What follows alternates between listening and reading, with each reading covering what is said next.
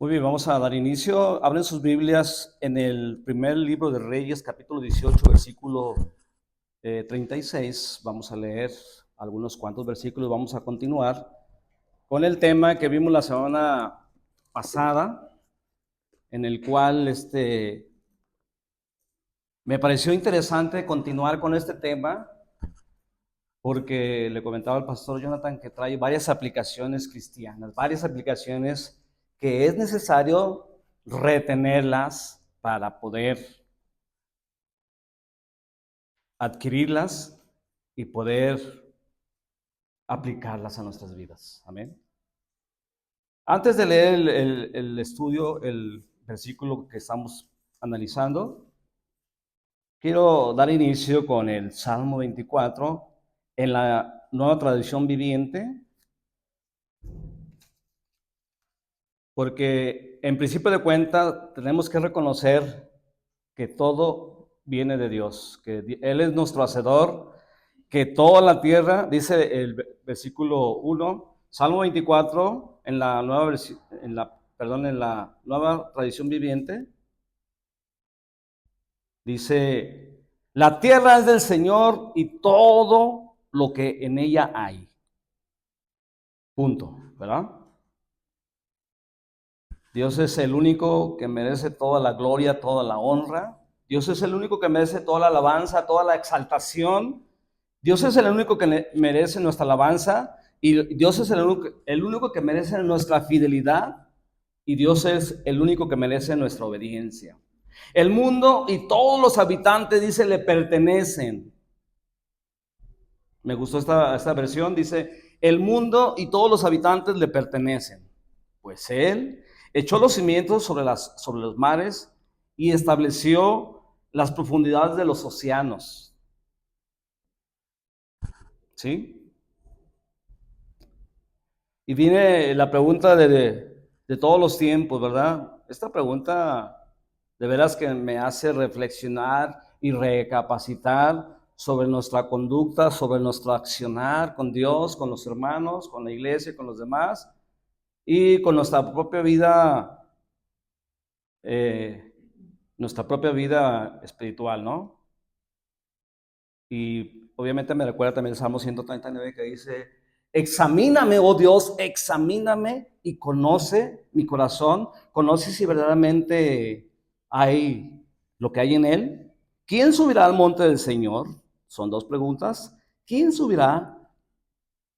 ¿Quién puede subir al monte del Señor? ¿Quién puede estar en su lugar santo? No sé si se ha preguntado en alguna vez de su vida esa pregunta.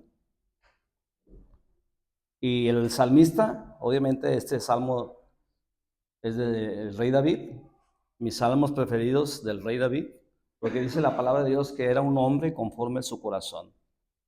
¿Qué hay en tu corazón? ¿Qué hay en mi corazón?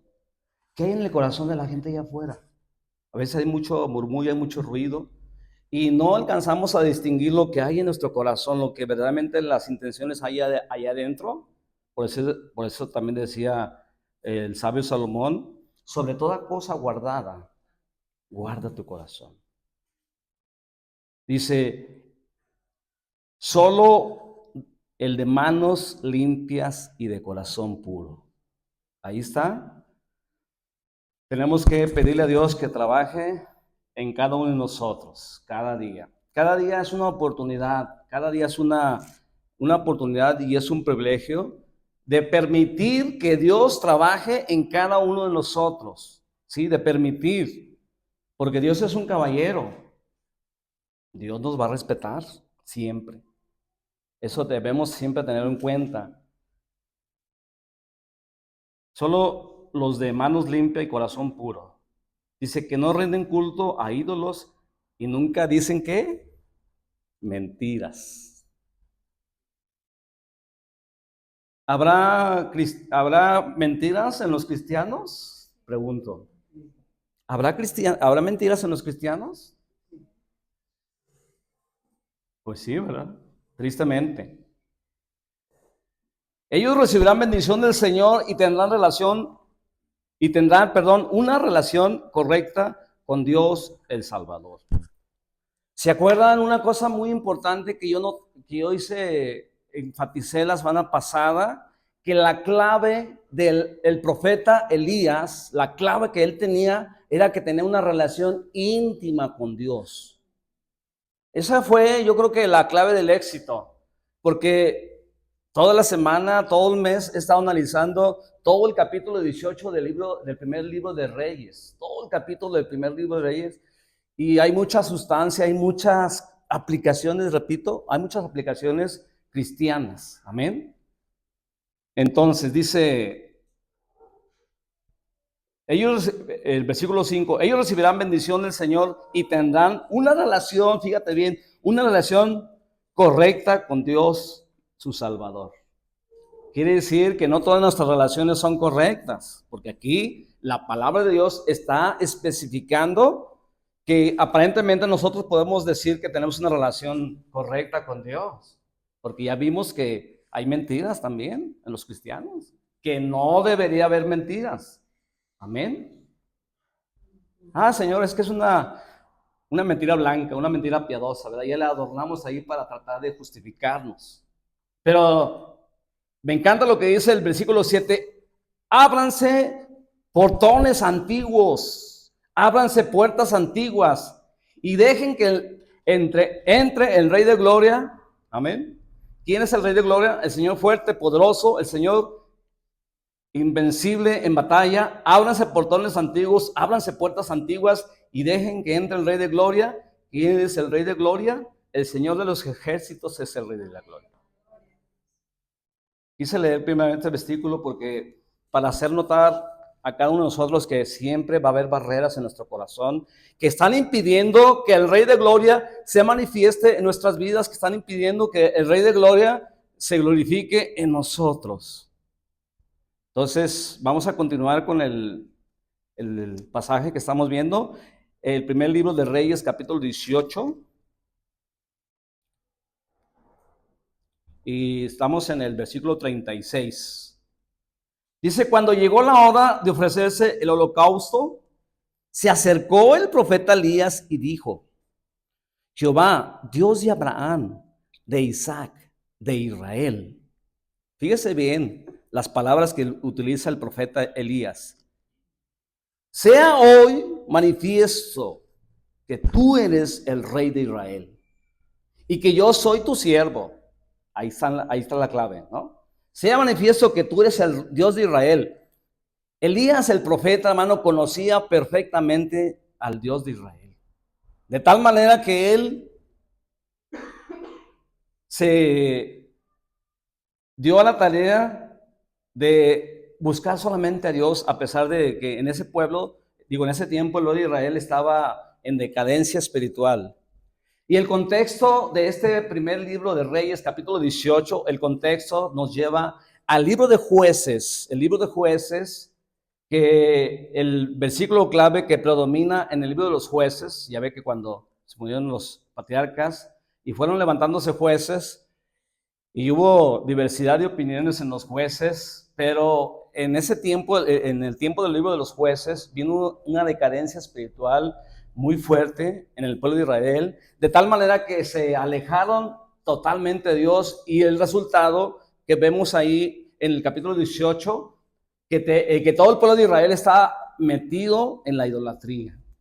Todo el pueblo de Israel estaba metido en la idolatría, obviamente dirigidos por el gran rey Acab, el rey de Israel, que él se casó nada menos con Jezabel, una mujer totalmente opuesta a Dios, que ella se encargaba de asesinar, de matar a los profetas del Dios verdadero, y nada menos era la esposa de Israel.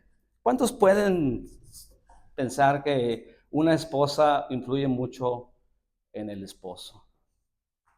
Bastante, ¿verdad?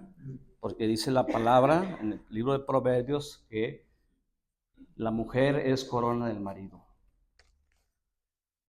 ¿Y cuántos se acuerdan del tema que vimos la semana pasada? ¿Cuál fue el tema? ¿Se acuerdan? A ver si se...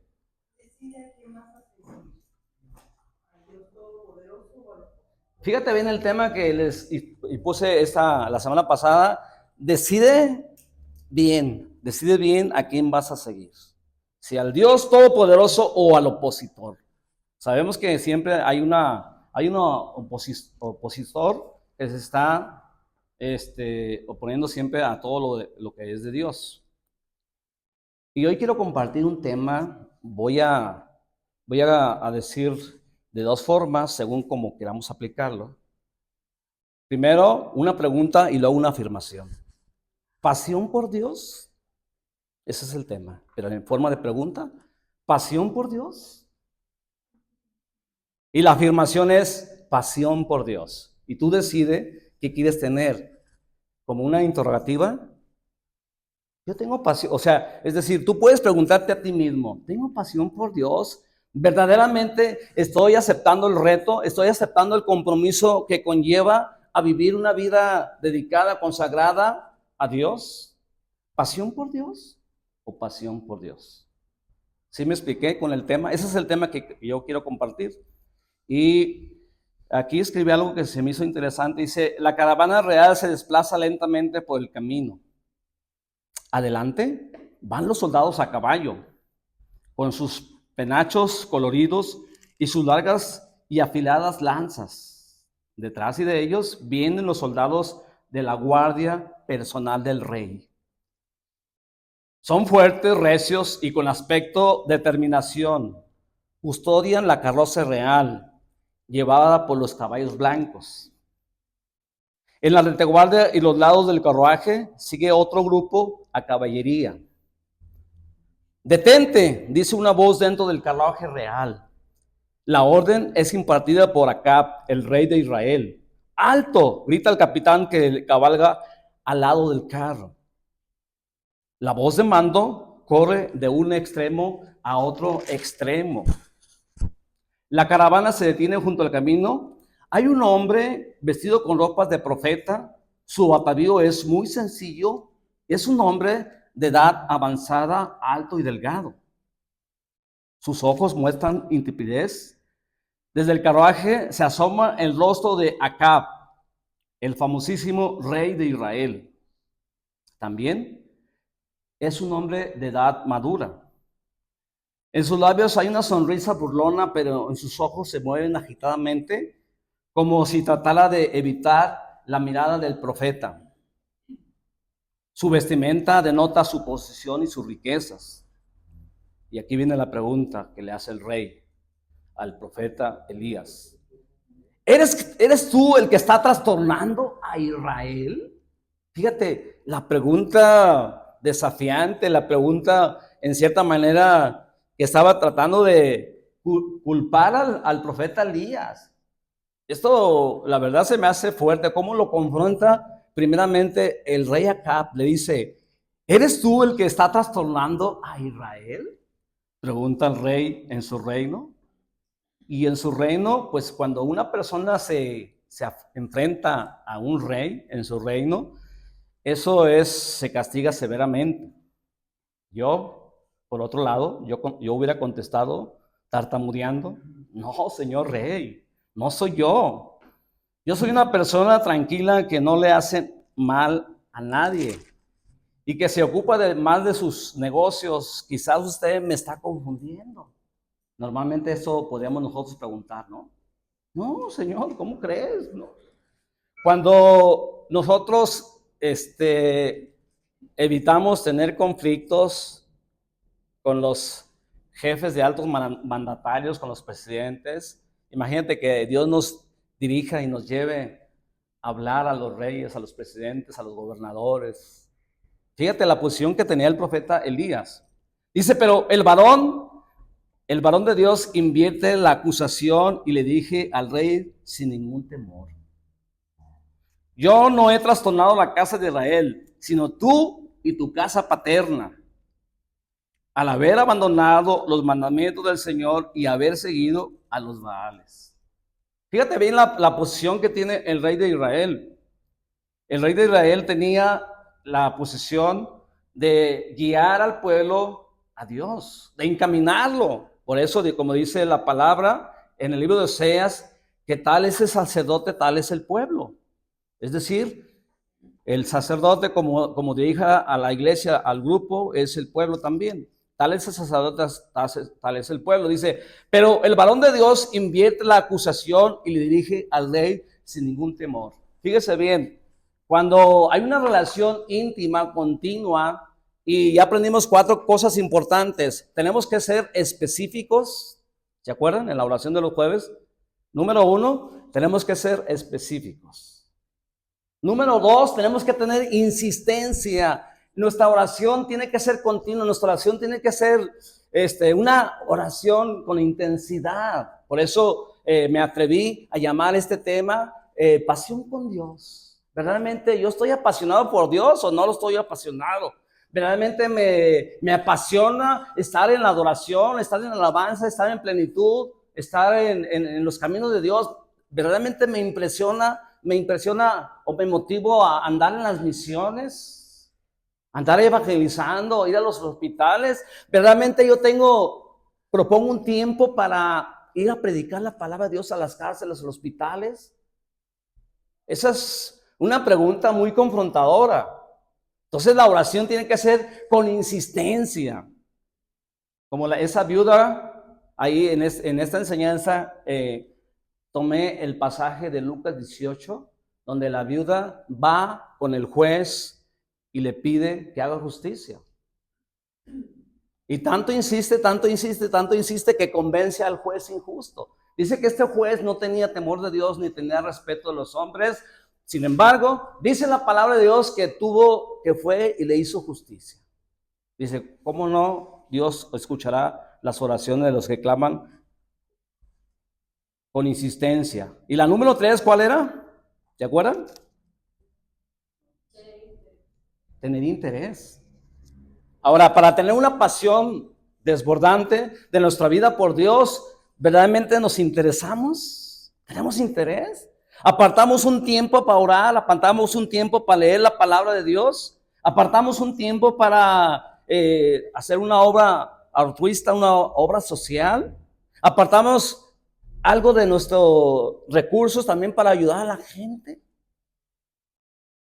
O sea, si queremos tener una pasión por Dios, tenemos que ser insistentes, ser específicos, interesarnos también. Amén.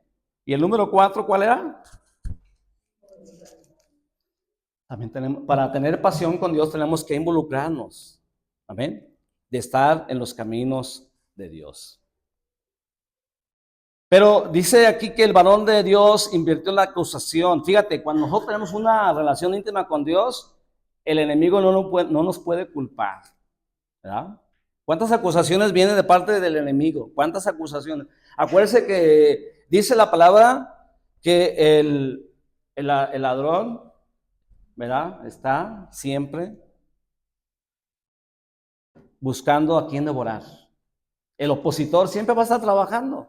Y la palabra de Dios, hay un pasaje también que me conmueve mucho, que dice que los hijos de las tinieblas son más sagaces que los hijos de la luz. Tienen sagacidad, tienen estrategias, planean bien cómo hacer las cosas malas, ¿no? Fíjese, me sorprende cómo los malvados, cómo a la gente que no tiene temor de Dios, hacen los atracos, pero de una organización perfecta, casi perfecta, planean los segundos, los tiempos, planean todo lo que van a hacer en un atraco, ¿no? Los hijos de las tinieblas son más sagaces que los hijos de la luz. Eso está tremendo, ¿no le parece? Pero fíjate, cuando uno está bien con Dios, imagínate, el varón de Dios dice que le invierte la acusación. ¿Sabes qué? Dice, yo no he trastornado a la casa de Israel. Fíjate, ahí lo puso en su lugar al rey Acab. Imagínate el rey Acab con toda su gloria, con todas sus riquezas, con todo su vestimenta, o sea, iba ahí en el carruaje real. De repente, ese encuentro, Dios lo propició, ese encuentro, se encontró con nada menos con el profeta Elías. Quizás él iba caminando, orando, meditando, Señor, pues lo que tú me pides está muy fuerte. Imagínate enfrentar los 450 profetas de Baal y los 400 sacerdotes de Acera. Eran 850 personas, pero aparte yo creo que era muy fuerte confrontar al rey Acab, pero aún más fuerte confrontar a la reina Jezabel. El rey entonces empalidece, va a dar la orden para que arresten al profeta, pero antes de que lo haga, la voz fuerte, determinante y poderosa de Elías le hace oír. Fíjate bien, antes de que el enemigo tome ventaja en nuestro caminar con Dios, el profeta se adelanta y dice: manda que se reúna conmigo en el monte Carmelo todo Israel. Fíjate la autoridad que Dios le dio al profeta Elías. O sea, para ordenarle al rey, esto está fuerte, ¿no? Fíjate, manda que se reúna conmigo en el monte Carmelo. ¿Quiénes se van a reunir? Todo Israel. Amén. ¿Para qué? Pregunta el rey de Israel. Fíjate bien, ahí está ya muy claro lo que Dios le había hablado al profeta Elías. Está muy claro y le dice: yo les desafío. Fíjate, dice: yo les desafío. El profeta de Dios con una voz tonante dice: manda y reúnen conmigo en el monte Carmelo todo Israel. Los 400 profetas, ahí iba a estar todo el pueblo de Israel, todos los creyentes del Dios vivo, ahí estaban nada menos que alabando a los Baales, ya estaban sirviendo. Recuerden que estábamos hablando de una sequía de 3 años y medio y había mucha hambruna, había mucha necesidad, y por esa misma necesidad yo creo que los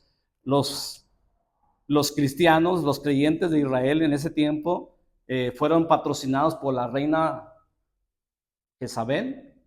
Ella los alimentaba en ese tiempo de carestía, de hambruna, y pues de alguna manera los convenció para que le llevaran adoración a Baal. De alguna forma los convenció para que ellos sirvieran al Baal. Imagínense, ahí dentro de la adoración de Baal y la reina de Acera, estaba metido el pueblo de Israel ahí, adorando nada menos que al Baal.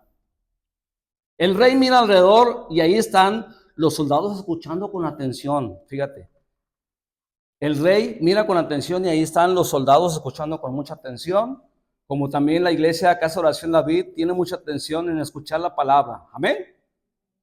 ¿Cómo se llama el tema de hoy? Pasión por Dios. Pero acuérdese, es una pregunta y luego la segunda parte es una afirmación. O sea, son 2 temas. Pasión por Dios. Pasión por Dios. Amén. Se ha declarado, fíjate, en ese tiempo dice aquí, se ha declarado un desafío entre 2 hombres, uno poderoso con muchas riquezas y el otro es nada menos que un héroe de la fe. Vean cómo Dios, a mí me llama mucho la atención, en toda la Biblia vemos cómo Dios se manifiesta con poca gente. Vimos la alimentación de los 5,000, vemos ahí con Gedeón también, que solamente se ocupó de 300, había 32,000. Y aquí solamente había un hombre, el profeta Elías, que estaba nada menos que representando al Dios Todopoderoso. Amén. Y los soldados de alguna manera ya habían escuchado la historia de la viuda de Sarepta, habían oído acerca de el milagro de la harina y el aceite, incluso habían escuchado también, ahí Dios les empezó a recordar todos los milagros que había hecho Dios con el pueblo de Israel. También ahí algunos de ellos recordaron también algo más extraordinario aún que Dios hizo a través del profeta Elías, que él resucitó al hijo de la viuda. Amén. El rostro de Acab, enrojecido y de ira y de vergüenza, ha sido acusado delante de todo su séquito, que han dejado a Dios y al Dios Todopoderoso y han seguido a los Baales. En ese momento yo puedo ver que cómo se sintió el rey en ese momento. Él quería eliminar al profeta Elías. Él quería, imagínate, nomás mandar una orden, ¿saben qué? Deténganlo y eliminen a este hombre. Adelante, dice, grita el rey. La caravana se pone en movimiento, o sea, ya en ese momento el rey Acab acepta el desafío, acepta el reto, no le quedó de otra. Dice, adelante, grita el rey. La caravana se pone en movimiento de nuevo. El profeta de Dios se aleja por un sendero de desierto. En ese momento, según la cronología y los estudiosos dicen que en ese momento cuando Elías fue y le dio la orden al rey que reuniera a todo el pueblo de Israel, a los profetas de Acera y los profetas de Baal, que los reuniera en el monte Carmelo, ahí dice que aproximadamente él caminó con un promedio de 10 kilómetros para encontrarse en el monte Carmelo, mientras todo el pueblo de Israel empezaron a caminar, y entonces dice que Acab convocó a todos los hijos de Israel y reunió a los profetas en el monte Carmelo. Los profetas de Acab llegan al lugar en solemnes posiciones, lucen vestidos colores brillantes, tienen sombreros de forma cónica que lo hacen parecer más altos e impotentes. Mientras desfilan y se escuchan el sonido grave de los tambores que usan en los sacrificios de Moloch. El monte Carmelo se ha llenado de dignatarios religiosos. Ahí nada más se ubican lo mejor de los líderes religiosos de ese tiempo. Y ahora toca el turno de los de Acera. Estos tienen también ropajes muy vistosos. Llevan grabados en sus tongas unos signos muy extraños y solamente los iniciados lo pueden entender. Desfilan lentamente y van entonando un cántico fúnebre y monótono. Se disponen en un orden en posición diametral opuesta a los sacerdotes de Baal. Qué espectáculo tan pintoresco, ¿no le parece? Ahí está el rey con su séquito y su corte. Hay 450 sacerdotes de Baal a su lado y al otro lado hay 400 profetas de Acera del otro lado. Parece un gran festival de música pagana, una especie de convención nacional de los sacerdotes de Baal y Acera. Ahí está lo mejor de Israel, patrocinados nada menos por la reina Jezabel. Amén.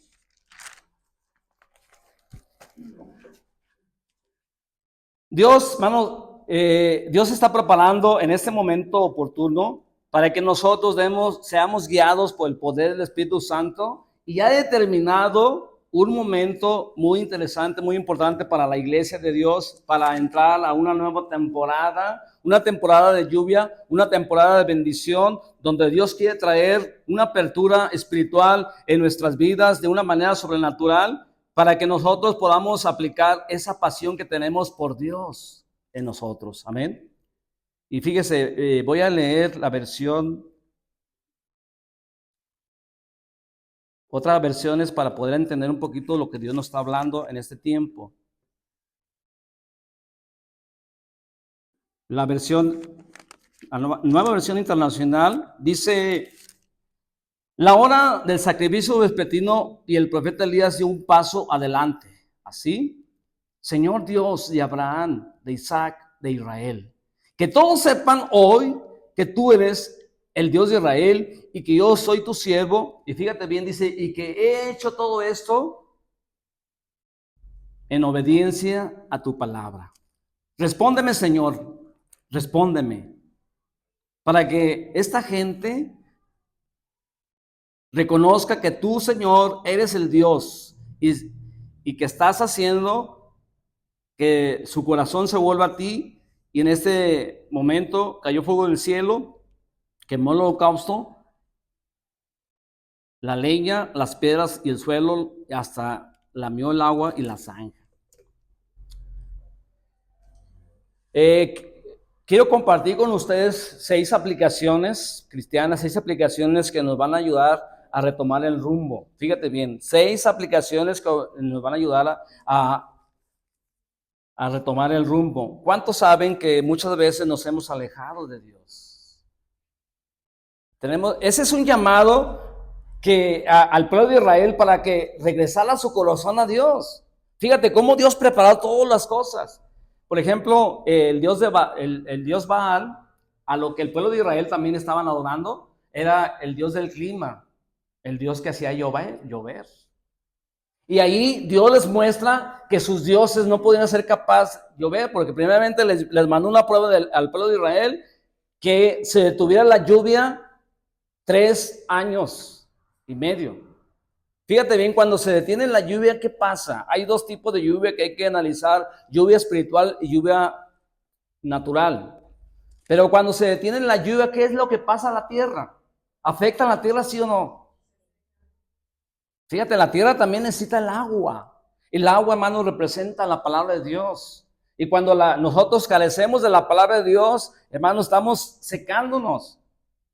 Entonces, repito, el Dios Baal que al pueblo de Israel adoraba, fíjate, que el pueblo de Israel adoraba, a mí me impresiona bastante este pasaje, cómo Dios confronta no solamente a los profetas de Baal, no solamente a los sacerdotes de Acera, no solamente al rey Acab, no solamente a Jezabel, sino que aquí directamente está el Dios de Israel, está confrontando al pueblo de Israel que se habían alejado totalmente de Dios. Porque si ustedes se fijaron aquí donde dice, Señor, eres Dios, dice, respóndeme, Señor, respóndeme, para que esta gente, o sea, esta gente está concretamente enfatizándose para que el pueblo de Dios, ahí está hablando, para que el pueblo de Dios sepa que tú eres el Dios de Israel y que yo he hecho todas estas cosas conforme a tu palabra. Hermanos, tenemos que discernir los tiempos, tenemos que discernir todo lo que Dios está hablando en este momento. Y que estamos en una apertura espiritual y que estamos, ahorita ha pasado la pandemia, ha pasado todo esto, ha pasado el tiempo de la escasez de lluvia, ahorita ya está empezando a llover. ¿Se acuerdan del primer tema que compartió el pastor Jonathan? El primer tema de esta serie. Ha comenzado la lluvia, amén. Ha comenzado la lluvia, una lluvia de bendición, una lluvia que va a traer apertura a nuestras vidas de una mejor manera de servir al Señor. Entonces, voy a compartir con ustedes 6 ingredientes o 6 aplicaciones cristianas de cómo podemos obtener esa lluvia espiritual. Número 1, acercarnos a Dios. Amén. Hermano, tenemos que acercarnos a Dios. Así como Elías dice, cuando llegó la hora del holocausto, él dio un paso al frente. Otras versiones dice, entonces Elías se acercó a Dios y empezó a orar. Oh Dios de Abraham, Dios de Israel, Dios de Jacob, Dios de Isaac. Respóndeme, Señor, respóndeme. ¿Cuántas veces estamos nosotros en dificultades, en problemas, en situaciones críticas que a veces no entendemos? Señor, respóndeme. Pero ¿sabe una cosa? Una palabra clave, aquí les decía la semana pasada, Dios siempre responde. Qué maravilloso es Dios. Qué maravilloso es Dios. A mí me bendijo mucho lo que compartió mi hijo el jueves, que dijo que desde que empezamos esos 40 días de oración, que ya el 70% de tus peticiones Dios se las ha respondido. Y yo le digo a mi hijo, ¿sabes qué? Cuídate mucho. En el trabajo anterior sí tuvo mucho éxito, muchas ascensiones y todo, pero yo sentía que se estaba deteriorando su salud. Yo le decía a mi hijo, cuídate, lo más importante es que tú estés bien. Y gracias a Dios que Dios lo está guiando. Te digo, a mí me dijo lo que dijo el jueves él. Yo agradezco a Dios que un 70% de las peticiones que tenía, ya me las ha contestado Dios. Y eso yo creo que, bueno, a nosotros como padres nos da mucha tranquilidad, que él esté bien, como nuestro hijo. Y como pastor de la congregación también ustedes tienen que estar tranquilos. Ustedes también como congregación de la iglesia tienen que estar orando por el pastor. ¿Sabes qué, Señor? El pastor necesita de ti, el pastor. Y la clave aquí, hermano, es que Dios siempre responde. Amén. Entonces, pero necesitamos, número 1, acercarnos a Dios. Hermano, yo creo que el profeta Elías, estaba viviendo los tiempos más desafiantes de su vida, más determinantes, y cómo Dios lo proveó. Vimos en las enseñanzas con el pastor Jonathan cómo Dios a través de los cuervos le llevaba comida, él bebía agua. Imagínate cómo Dios puede usar una ave. Dios puede usar cualquier circunstancia para estar bien, pero nosotros necesitamos, número uno, acercarnos a Dios. Número uno, acercarnos a Dios siempre. Que Dios sea el primero de nuestro corazón para tener una pasión desafiante, una pasión fuerte por Dios. Necesitamos, número uno, acercarnos a Dios. Número dos, accionar nuestro compromiso con Dios. Amén. Fíjate, Elías fue determinante. Elías, Dios lo usó de una forma sobrenatural, pero él siempre accionaba lo que Dios le decía. ¿Cuántas veces nosotros accionamos lo que Dios nos dice? ¿Cuántas veces nosotros no accionamos o no somos abiertos a la voz del Espíritu Santo de Él? ¿O no somos obedientes para saber qué es lo que tiene, qué es lo que Dios quiere? Yo creo que necesitamos tener una pasión desbordante, desafiante, un compromiso real con Dios. Amén. Un compromiso. Fíjate, necesitamos accionar nuestro compromiso. Si nosotros nos subimos al carro y hacemos como que manejamos el carro y como que vamos viajando y nos imaginamos que pasamos por varias calles y vamos deprisa, pero si no accionamos la llave, el carro no va a avanzar. Amén. Entonces, número dos, hermano, necesitamos accionar nuestro compromiso. Yo pregunto, ¿cuántos de nosotros tenemos un compromiso con Dios? ¿Cuántos? Mire, otra versión en la traducción del lenguaje actual dice, cuando llegó el momento de quemar el toro, el profeta Elías se acercó y le pidió a Dios. Cuando se llegó el momento, ¿sabe qué? Hay un momento para cada cosa, hay un momento oportuno para cada cosa. Y esto tiene que ser determinante y desafiante en la vida del cristiano para tener una pasión desbordante, una pasión, un compromiso con Dios, que nada ni nadie nos detenga a accionar nuestra fe, nuestro compromiso con Dios. Yo le aseguro que en esta nueva temporada que estamos ya viviendo de lluvia, en esta nueva temporada yo le aseguro que vamos a ver milagros de parte de Dios, que vamos a ver la provisión sobrenatural de parte de Dios, que vamos a ver la apertura de muchas puertas de bendición para cada uno de nosotros. Pero tenemos que estar alertas. Fíjate, cuando llegó el momento de quemar el toro, el profeta Elías se acercó a Dios. Y sabe que en el Antiguo Testamento se describe en el Antiguo Testamento que cuando la persona se acercaba a Dios era fulminada, ¿verdad? Porque la presencia de Dios estaba tan fuerte. Por eso el pueblo de Israel le decía a Moisés, ¿sabes qué, Moisés? Mejor tú háblanos. Pero ¿sabe una cosa?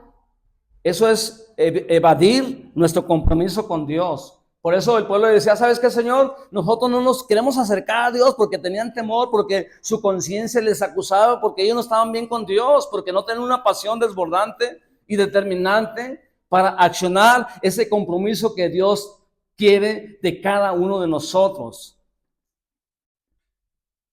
Entonces dice, Elías se acercó y le pidió a Dios, Dios de Abraham, de Isaac y de Jacob, haz que hoy todos sepan que tú eres el Dios de Israel. Fíjate, el tercer ingrediente que nosotros tenemos que accionar delante de Dios es hacer que todos conozcan a Dios, tanto de los de dentro, los de afuera.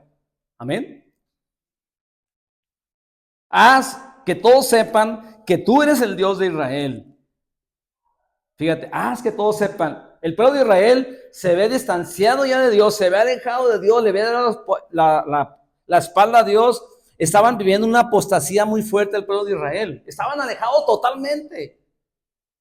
Porque, ¿se acuerdan? El contexto del capítulo 18 de Primera Reyes nos lleva al libro de Jueces, los primeros capítulos. Y el pensamiento predominante, el pensamiento dominante del libro de Jueces, ¿se acuerdan cuál es? Cada quien hacía lo que bien quería. Y en los tiempos de los jueces no había reyes en Israel y cada quien hacía lo que mejor le parecía. Amén. O sea que el pueblo de Israel no tenía dirección de Dios. Entonces, mire, número 3, todos sepan que tú eres el Dios de Israel. Y me gusta en el capítulo 17, versículo 3, dice, Y esta es la vida eterna, que todos te conozcan a ti, el único Dios verdadero, y a Jesucristo a quien nos has enviado. Una tarea muy fuerte que cada uno de nosotros tenemos es dar a conocer al Dios de Israel. Y esa era la misión del profeta Elías. El profeta Elías tenía que convencer al pueblo que estaba bajo la oscuridad, bajo tinieblas, bajo esclavitud, bajo las órdenes de Jezabel. Imagínate nada más, yo no puedo pensar, no puedo imaginar cómo el pueblo de Israel vio cuando se abrió el Mar Rojo, vio las señales de Egipto, vio cómo Dios los sacó con mano poderosa, vio cómo los sustentó con en los 40 años, que su vestido nunca se envejeció, o sea, cómo Dios andaba con la columna de fuego y la nube. Cómo Dios los guió, cómo Dios los complació todos y cómo el pueblo de Israel estaba nada más sirviendo al rey Acab y a Jezabel. ¿Cuántos Baales en nuestras vidas nos están alejando de Dios? Hay Baales ciertamente en el corazón del cristiano, hay Baales. Quizás la incomodidad, quizás la desidia, la apatía, la indiferencia, la falta de compromiso, la falta de fe, la falta de pasión. ¿Cuántas cosas nos están impidiendo eso? Hay Baales en el corazón del cristiano en este tiempo, hay Baales. Aunque digamos, yo soy cristiano, yo soy creyente del Dios vivo, pero hay Baales, hay cosas que están poniendo obstáculo para que nosotros no accionemos, para que, fíjese, número uno, para que nosotros no nos acerquemos a Dios. Número dos, para que nosotros no accionemos nuestro compromiso. Número tres, para que no demos a conocer el Dios de Israel. ¿Le paramos o seguimos? Fíjese, número 4, voy rápido por el tiempo. Voy rápido por el tiempo, porque otra semana vi el tiempo y se me fue rápido. Número 4, una obediencia absoluta. Una obediencia absoluta. Para tener una pasión desbordante y determinante delante de Dios y delante de los hombres, tenemos que tener una pasión. Tenemos que tener una obediencia absoluta. Fíjate bien. Y que yo he hecho todo esto, dijo el profeta, y que yo he hecho todo esto en obediencia a tu palabra. Amén. Debemos conocer bien a Dios y su palabra. Tenemos que ser obedientes. Una obediencia absoluta requiere un compromiso incondicional, requiere un compromiso de veras fuerte delante de Dios. Delante de Dios siempre. Y yo les invito a que primeramente quitemos todos los Baales, todos los estorbos, todas las cosas que nos están impidiendo avanzar. ¿Sí está de acuerdo conmigo que hay Baales en el corazón de la iglesia? Entonces, para quitar los Baales también tenemos que tener una obediencia absoluta. Porque fíjate, dice aquí la palabra de Dios que Elías hizo todo conforme a lo que Dios le dio. ¿Sí o no? Y fíjate, tenemos que también, ahí en ese mismo punto, vean por favor lo que dice en Hebreos capítulo 4, versículo 12. Hebreos capítulo 4, versículo 12 dice, porque la palabra de Dios es, ¿qué? Viva y eficaz. ¿Sí? La palabra de Dios es viva. Hermano, quiere decir que cuando nosotros hablamos la palabra de Dios, hermano, es eficaz, dice, porque la palabra de Dios es viva y eficaz, y dice, y es más cortante. Es más cortante que toda espada de dos filos que penetra a partir del alma y el espíritu y las coyunturas y los tuétanos, y discierne, fíjate bien, discierne los pensamientos y las intenciones del corazón. Así de que no hay mejor medicina para tener una pasión por Dios, no hay mejor medicina que la palabra. Y tenemos que meternos más a la palabra de Dios porque Dios quiere trabajar en cada uno de nosotros, amén. Dice, respóndeme Señor, respóndeme, para que esta gente conozca que tú eres el Dios. Y que estoy haciendo todas esas cosas porque tú me los has mandado. ¿Sí? Número 5. Dice, Dios está trabajando en nuestras vidas para nuestro corazón, para que nuestro corazón se vuelva a Él. Otro de los propósitos que el profeta Elías era que el pueblo de Israel volviera su corazón a Dios. Mire lo que dice en Lamentaciones 5:21. Alguien por favor léalo, búscalo y léalo. Lamentaciones 5:21. Dios, fíjate bien, número 5. Dios está buscando y trabajando en nuestras vidas para que nuestro corazón se vuelva a Él. Tenemos que reconocer que nuestro corazón se ha alejado de Dios. Tenemos que reconocer, hermanos, que hemos dejado de orar. Tenemos que reconocer que hemos dejado de leer su palabra. Tenemos que reconocer tantas cosas. Y esta es la condición del pueblo de Israel. ¿Qué dice Lamentaciones 5:21? Restauranos a ti, oh Señor, y seremos restaurados. Renueva nuestros días como antaño, a no ser que nos hayas desechado totalmente y estés enojado en gran manera contra nosotros. Amén. Fíjate, vuélvenos, oh Jehová, a ti. O sea, Dios tiene que hacer algo. Porque repito, hermano, Dios va siempre a respetar nuestra libertad. Si un día amaneces y sabes que yo a veces le he dicho a mi esposa, aquí está ella, sabes que el sábado me exigen mucho mi trabajo. El sábado es un día bien difícil, bien pesado para mí. De 8 de la mañana a 8 de la noche trabajo. Y a veces hasta hay unos que siguen todavía llegando. Siguen llegando. Le comparto la verdad. Este lugar está bien bendecido por Dios. Y el hermano Álvaro lo ha visto, el hermano Fran también han visto cómo la gente circula. Y les compartía a mi hijo el jueves y a Gisela que una persona, perdón, me sacó cita, una persona que estudió para sacerdote, que al final se retiró. Me dijo, pastor, necesito que me des una cita, pero una cita doble. ¿Cómo una cita doble? Que me cortes el pelo, pero que también ores por mí.